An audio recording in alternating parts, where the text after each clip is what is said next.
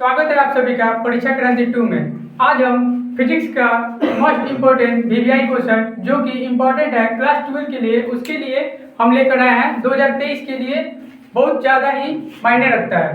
तो हम लोग पहला क्वेश्चन आपके स्क्रीन पे दिख रहा होगा, जो कि वहाँ पे लिखा गया है कि आवेश का बीमा होता है। ठीक है, तो हम लोग उसको ऑप्शन आप 4 को देख रहे हैं, उसी में से कोई एक होगा जो कि हम सोल्यूशन करके निकालेंगे। ठीक है, तो आवेश का बीमा होता है। तो अगर पहले बता दें आपको, तो आवेश का बीमा 80 होता है। अगर इसको आप रट चुके हैं तो भी आप मार सकते हैं, लेकिन अगर आपसे बोला जाए कि इससे निकाल के दिखाइए तो आपको पसीना छूट जाएगा। लेकिन आपको पता होगा तो आप निकाल भी सकते हैं, लेकिन अगर नहीं पता तो हम बताते हैं। तो हम लोग सबसे पहले निकालने के लिए, बीमा निकालने के लिए सबसे पहले आपको जरूरत होती है एसआई मात्रा की। ठीक है, तो एसआई मात्रा कैसे निकलेगा हम लोग ये जानते हैं। तो हम लोग जब जानते हैं आवेश की प्रवाह की दर किसके बराबर होता है, धारा के, तो यहाँ से हमारा I इक्वल टू क्या हो जाएगा, Q/T। तो यहाँ जब हमारा Q/T यहाँ से हो जाएगा तो I को यहाँ लिख सकते हैं और T यहाँ पे हो जाएगा। ये T हमारा गुना में इधर आएगा तो क्या भाग में हो जाएगा। अब यहाँ से हम जानते हैं एसआई मात्रा की निकालेंगे तो I का क्या हो जाएगा, I मतलब धारा, और धारा का एसआई मतलब क्या हो जाएगा, एम्पियर।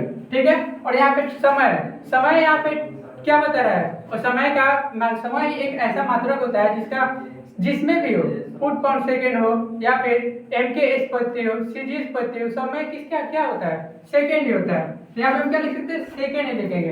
एम्पियर सेकेंड होगा, गलती से बोला गया है, एम्पियर सेकेंड होगा। ठीक है, अब हम यहाँ से बीमा निकालते हैं। तो बीमा के लिए क्या होता है, हमारा एम्पियर होगा तो एम्पियर ही हो जाएगा। ठीक है, और समय के लिए हम क्या टी का यूज करते हैं। बीमा में हम लोग समय के लिए टी का यूज करते हैं। अब यहाँ पे आप देख सकते हैं कि बीमा हमारा निकल चुका है, जो कि ऑप्शन नंबर ए में आपको दिखाई दे रहे होंगे। तो उसको आप क्या करिएगा, टिक आउट कीजिएगा। आपको आपके सामने अब हमारा क्वेश्चन नंबर 2 है कि अगर साबुन के एक बुलबुले को आवेशित किया जाता है तो उसकी त्रिज्या क्या होगी।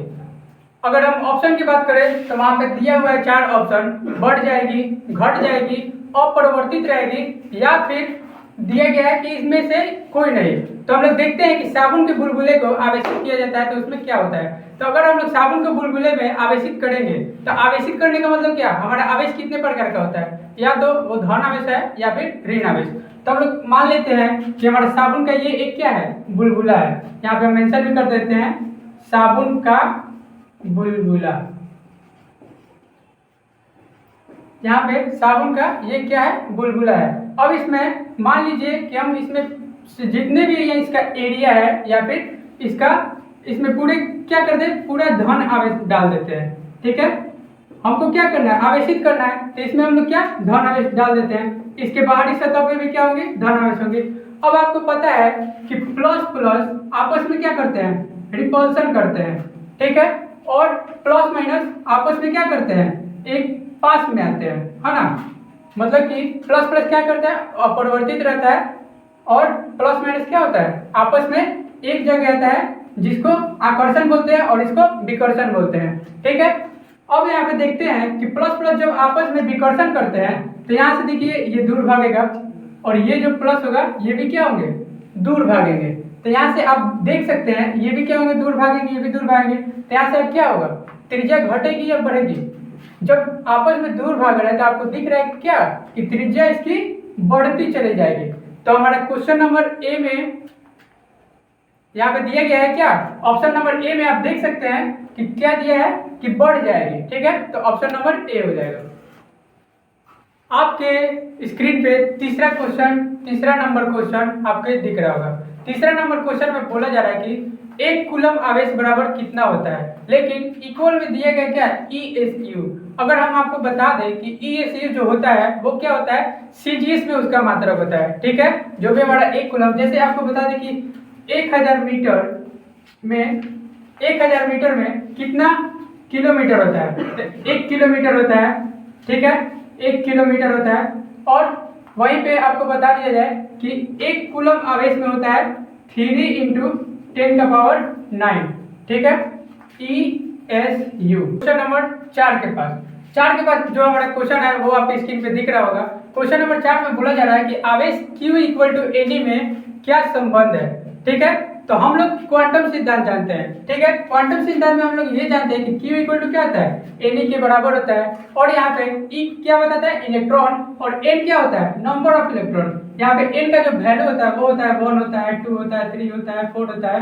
मतलब कि 1 2 3 4 जितना भी होता है ना ये सब हो जाएगा, लेकिन 1.5 को नहीं होगा, 2.5 को नहीं होगा, ठीक है।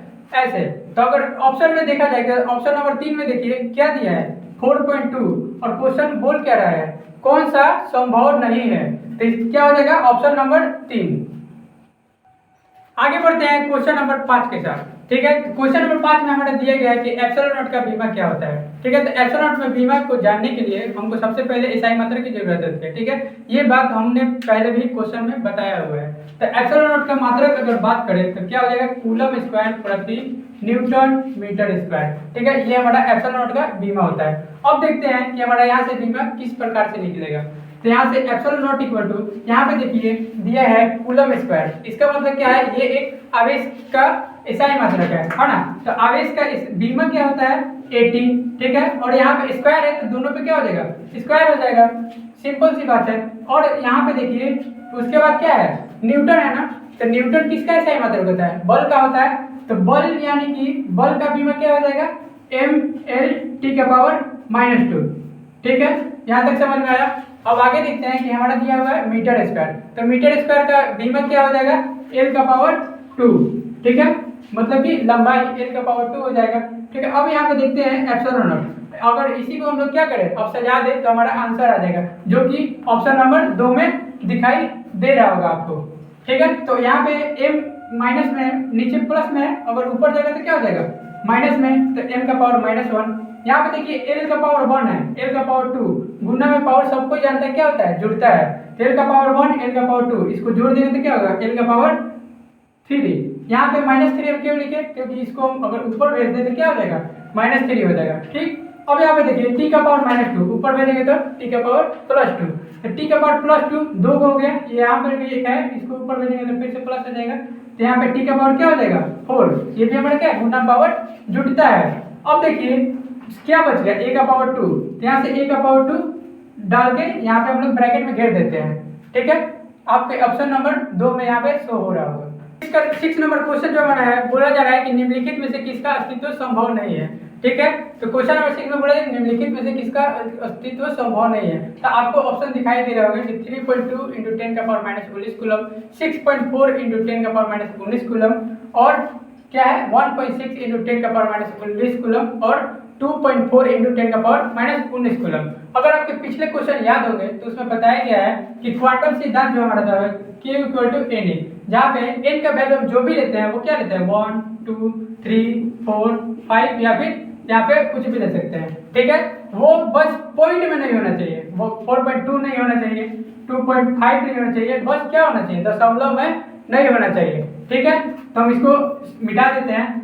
अब देखते हैं कि हमारा ऑप्शन कौन कौन सा मैच कर रहा है। अगर हम यहाँ पे Q = Ne लिखे हैं तो n की जगह पे अगर हम 2 रख दें, ठीक है, n की जगह पे क्या 2 रख दें, और इलेक्ट्रॉन का वैल्यू कितना होता है 1.6 × 10⁻19 कूलम।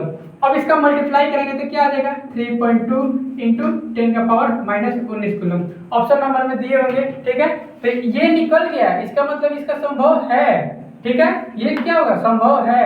अब देखते हैं दूसरा। तो अगर हम इसमें 4 से मल्टीप्लाई कराते हैं, ठीक है, तो 4 से मल्टीप्लाई कराएंगे 1.6 × 10⁻19 कूलम। अगर 4 से मल्टीप्लाई कराएंगे तो क्या होगा 16 × 64, तो 64 × 10⁻19 कूलम, ठीक है। अब देखते हैं कि हमारा 64 भी मिल गया और 32 भी मिल गया। अगर 1 से मल्टीप्लाई करेंगे तो 1.6 × 10⁻19 कूलम ये भी आ जाएगा। इसका मतलब क्या नहीं आएगा 2.4 × 10⁻19 कूलम नहीं आएगा, ठीक है।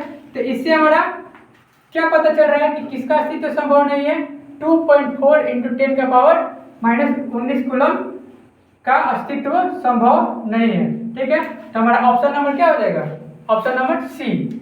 अगला क्वेश्चन जो हमारा है, द्रव की एक बूंद को अगर हम आवेशित करते हैं तो उसके सिकुड़ने की प्रवृत्ति क्या होती है, बढ़ती है, घटती है, अपरिवर्तित रहती है, या फिर इनमें से कोई नहीं। हम लोग को क्या करना है, द्रव की एक बूंद लेना है, ठीक है। जो हमारा द्रव का बूंद है कुछ इस प्रकार से ले लिए, ठीक है, और एक और बूंद लेते हैं जो कुछ इस प्रकार से है, ठीक है। अब द्रव के बूंद को क्या करना है, आपको आवेशित करना है। तो आवेशित करेंगे तो हम क्या मान लेते हैं, इसमें पूरा क्या है प्लस चार्ज दे दिए, ठीक है, इस वाले में पूरा माइनस चार्ज दे दिए, ठीक है। अब यहाँ पे हम देखते हैं, जब भी हमने पहले भी बता चुके हैं कि प्लस प्लस आपस में क्या करते हैं दूर भेजते हैं, और जो माइनस माइनस होते हैं वो भी क्या आपस में दूर भेजेंगे, और प्लस माइनस आपस में क्या करेंगे पास आएंगे, और माइनस प्लस भी आपस में क्या आते हैं पास आते हैं, ठीक है। अब यहाँ पे देखते हैं जब हम आवेशित किए हैं तो क्या है प्लस प्लस है, ठीक है, तो ये आपस में क्या करेंगे दूर भेजेंगे, और यहाँ पे भी माइनस माइनस है तो ये भी आपस में क्या करेंगे दूर भेजेंगे। तो यहाँ पे सिकुड़ने का तो बात ही नहीं आया, ठीक है।